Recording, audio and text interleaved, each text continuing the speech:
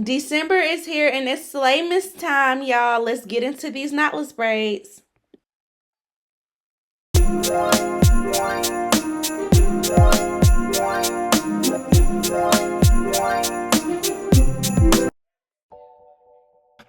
So we're going to be tucking all of this black hair into the blonde braids. So I'm going to go ahead and give y'all all of the details about everything that I use for her hair. So as far as braid hair goes, we use the Outre Xpressions pre-stretched hair in the color 27613, which was already blended together, and the length that I used was the 52 inch. And for the braid gel, I used the Loc N Braid Gel for her hair. These braids were my small size and the length is thigh length.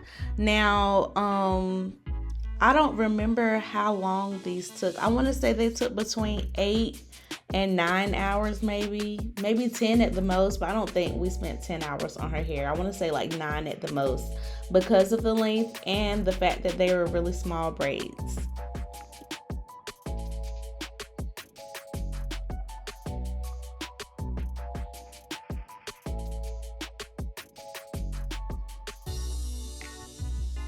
If you're new to my channel, make sure that you check out the other knotless braid videos that I have up here because I have so many of them. So I don't really want to do too much explaining on here because I do the same explanations in each video. So I really want to just let this video play out. But if you're not a member of the Slay Gang yet, then make sure you stop what you're doing and mash that subscribe button and become a member of the Slay Gang. Y'all, we're going to have all types of videos on my channel. Hair tutorials will be one of the main videos that you will see on here because I am a licensed cosmetologist and hair is what I love. I am very passionate about doing hair and I'm very known for my hair videos on my channel, so you will always see hair videos on here.